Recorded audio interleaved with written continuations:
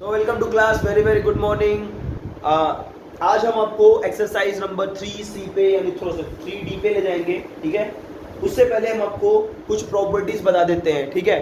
Property क्या कहती है क्या नहीं कहती, वो सारी चीज़ें कुछ बच्चों को प्रॉपर्टी समझ में नहीं आई थी। सबसे पहले हम आपको यहाँ पर प्रॉपर्टी के बारे में समझाएंगे, ठीक है। देखिए, आज की क्लास में हम प्रॉपर्टी को डिस्कस करेंगे, फिर अगली क्लास में हम इसके सॉल्यूशन को आएंगे, ठीक है। पहली प्रॉपर्टी हमारी क्या कहती है, पहले तो हम यहाँ पर लिखते हैं मल्टीप्लिकेशन, ठीक है। मैं सारी चीज को यहाँ पे डिस्कस कर रहा हूँ, सुनिएगा ध्यान से बस। मल्टीप्लिकेशन, ठीक है, और यहाँ लिखूंगा मैं सब्ट्रैक्शन, ठीक है, और यहाँ मैं लिखूंगा एडिशन, सॉरी यहाँ पर एडिशन लिख देता हूँ, ठीक है।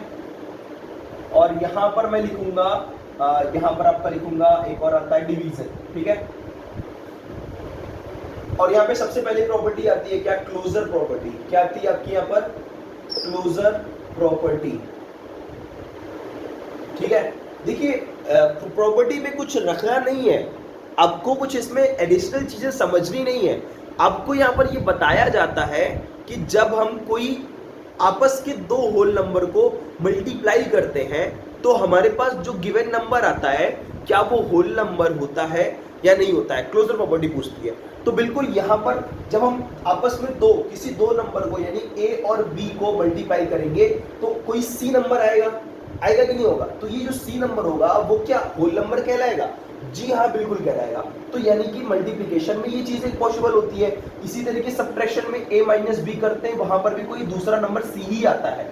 मैं ये नहीं कर रहा हूं कि ए बी और सी ही रहेगा, मैं अलग अलग मतलब पार्ट में आपका अलग अलग बात कर रहा हूँ, ठीक है। एडिशन में भी यही होता है कि जब हम लोग दो होल नंबर को प्लस करते हैं तो यहाँ पर भी हमें कोई दूसरा नंबर मिलता है। डिवीजन में भी कभी हम ए को जब बी से डिवाइड करते हैं तो यहाँ पर भी हमें कुछ दूसरा नंबर मिलता है, ठीक है। मैं फिर से रिपीट कर रहा हूँ, ए बी सी कोई सेम नंबर नहीं है सभी में। मैं यहाँ पर कोई और नंबर मान सकता हूँ, यहाँ पे कोई और, यहाँ पर कोई और, यहाँ पर कोई और, ठीक है। आप चाहो तो इसे ए बी मान लो, सी मान लो, यहाँ पी क्यू आर मान लो, यहाँ पे एम एन क्यू मान लो, कुछ भी नंबर मान लो, बस आपको समझ में आना चाहिए। तो क्लोजर प्रॉपर्टी क्या कह रही है, समझ गए। यही कह रही है कि जब दो आपस में होल नंबर को प्लस माइनस डिवाइड मल्टीप्लाई करते हैं, जो आंसर निकल के आता है क्या वो हमारा होल नंबर होता है कि नहीं होता है, जो कि आपको मैंने यहाँ पर बता दिया, बिल्कुल होता है, ठीक है। दूसरी प्रॉपर्टी हमें क्या कहती है, दूसरी प्रॉपर्टी होती है कम्यूटेटिव प्रॉपर्टी, ठीक है। दूसरी प्रॉपर्टी होती है आपकी कम्यूटेटिव प्रॉपर्टी,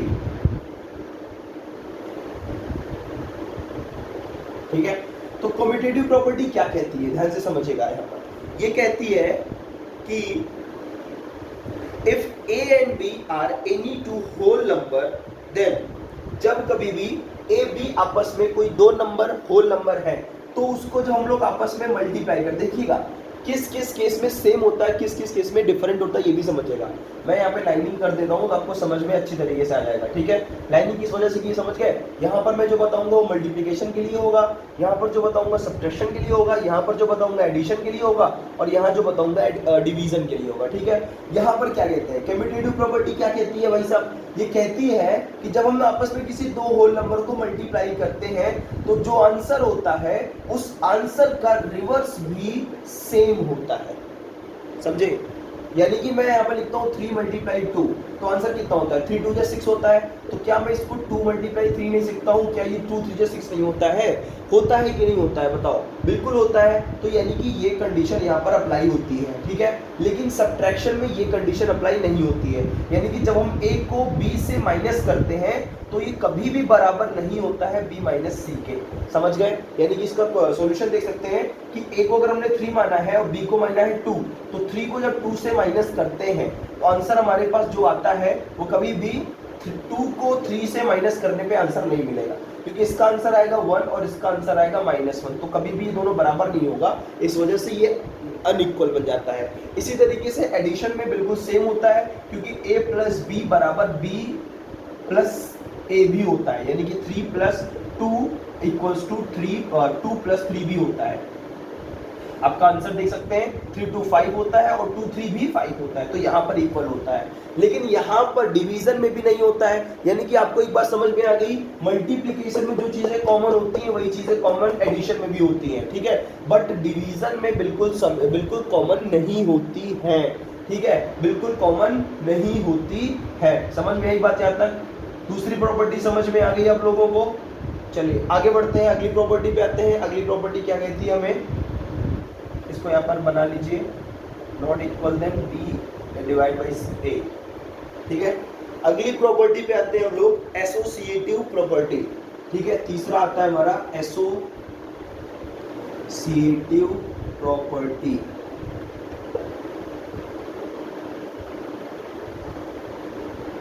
ठीक है। ये क्या कहती है? ये कहती है कि जब हम आपस में किसी तीन होल नंबर को मल्टीप्लाई करते हैं, डिवाइड करते हैं, या फिर क्या करते हैं, एडिशन करते हैं, तो उसका जो आंसर आता है वो भी रिवर्स होता है कि नहीं होता है, ये समझिएगा। यहाँ पर 3 नंबर की बात होगी तो एसोसिएटिव आएगा, यानी कि जब हम आपस में कोई a प्लस बी प्लस सी, यानी कि a प्लस बी इस तरीके से लिख सकते हैं, इसका जो आंसर आएगा उसको क्या हम लोग ऐसे लिख सकते हैं, b प्लस सी, क्या इस तरीके से लिख सकते हैं? चेक करते हैं। a को मान लीजिए 3, b को मान लीजिए 2 और c को मान लीजिए 1 मान लीजिए, ठीक है। तो आंसर देखिएगा क्या ये सेम आता है, c को 1 माना है अपने, b को 2 माना है और a को 3 माना है। आंसर चेक करते हैं, 3 प्लस 2 3 1 हो जाएगा, सॉरी 2 3 1 2 1 3 हो जाएगा, इक्वल्स टू 2 3 5 हो जाएगा, 1 प्लस 5। देखिए सिस्टम बिल्कुल अलग है करने का, बट आंसर देखिएगा आपका 3 3 6 इक्वल्स टू 5 1 6। क्या ये आंसर सेम दे रहा है? बिल्कुल दे रहा है, यानी कि ये स्टेटमेंट बिल्कुल सही है कि आपस में जब तीन होल नंबर को प्लस करते हैं, जो आंसर होता है उसको रिवर्स करने पर भी हमारा आंसर सेम देगा। सॉरी ये मैंने मल्टीप्लिकेशन में बता दिया, ये एडिशन का पार्ट था, ठीक है, ये एडिशन का पार्ट था। तो आपको एडिशन तो क्लियर हो गया ना। अगर मैं इसको एडिशन में बता दूं तो बिल्कुल ये तो क्लियर हो गया कि एडिशन में ये फॉलो करेगा। क्या ये मल्टीप्लाई में फॉलो करता है कि नहीं करता, ये भी चेक कर लो, ठीक है। देखो यहाँ पर a multiply B multiply C, a और b को ब्रैकेट में कर दो और यहाँ कर दो वही चीज, c को बाहर रख दो और b और a को इधर मल्टीप्लाई कर दो, ठीक है। या फिर जो है इधर c को कर दो, b और c को कर दो और यहाँ पर a को बाहर रख दो, ठीक है। अब चेक करते हैं, यहाँ पर देखिएगा हमने a की वैल्यू क्या ली थी, 3 ली थी, मल्टीप्लाई b को क्या लिया था हमने, 2 लिया था, मल्टीप्लाई c को 1 लिया था। इसी तरीके से यहाँ ले लो 3 मल्टीप्लाई 2 मल्टीप्लाई 1, ठीक है। सॉल्व करेंगे तो यहाँ पर क्या आएगा, देखिए 3 2 6 मल्टीप्लाई 1 इक्वल्स टू 3 बाहर रहेगा, अंदर पहले क्या मल्टीप्लाई होगा, 2 1 जा 2 होता है, 2 आएगा, यानी आंसर क्या हो जाएगा 6 1 जा 6 3 2 जा 6। क्या ये मल्टीप्लिकेशन में भी फॉलो हो रहा है? बिल्कुल हाँ, बिल्कुल ये स्टेटमेंट बिल्कुल यहाँ भी फॉलो हो रहा है, ठीक है। तो एसोसिएटिव प्रॉपर्टी मल्टीप्लिकेशन में भी फॉलो हो रही है और एडिशन में भी फॉलो हो रही है। तो कहाँ कहाँ फॉलो नहीं होगी, ये सब्ट्रैक्शन में नहीं होगी और डिवीजन में फॉलो नहीं होगी। तो यही कहना है हमें और कुछ नहीं। प्रॉपर्टी में यही बताई जाती है आपको कि क्या ये स्टेटमेंट हम इस प्रॉपर्टी के थ्रू बना सकते हैं, यानी कि कहाँ कहाँ भी बना सकते हैं, एडिशन में बना सकते हैं कि नहीं बना सकते, सब्ट्रैक्शन में बना सकते हैं कि नहीं सकते। तो ये सारी चीज़ें पूछी जाती है बस इसमें, ठीक है। तो यही 3 प्रॉपर्टी आपके लिए मेन है। बाकी मैं जैसे जैसे क्वेश्चन करवाता हूँ उसकी प्रॉपर्टी, जैसे 0 की आइडेंटिटी प्रॉपर्टी पूछ सकता है, तो भाई 1 की प्रॉपर्टी क्या कहेगी, अगर हम किसी चीज को 1 से मल्टीप्लाई करेंगे तो आंसर सेम आएगा, इसको बताने की जरूरत है नहीं आपको। 0 ऑफ द मल्टीप्लिकेशन प्रॉपर्टी क्या हो जाती है, यहाँ पर किसी भी नंबर को, बड़े से बड़े नंबर को 0 से मल्टीप्लाई करते हैं तो वहां पर भी हमारा आंसर क्या हो जाता है, 0 हो जाता है। तो यहाँ पर भी हमें आपको बताने की जरूरत नहीं पड़ेगी, ठीक है। तो हम अपने आगे वाली क्लास में, यानी आने वाली क्लास में हम आपको ये बताएंगे कि जो मल्टीप्लिकेशन की प्रॉपर्टी और 2 रह गई है ना, उसको हम किस तरीके से करेंगे और उसके साथ क्वेश्चन को स्टार्ट करेंगे, ठीक है। तो आज की क्लास को हम इतना ही रखते हैं। अब उम्मीद करते हैं कि आप लोगों ने यहाँ पर प्रॉपर्टी को समझा होगा।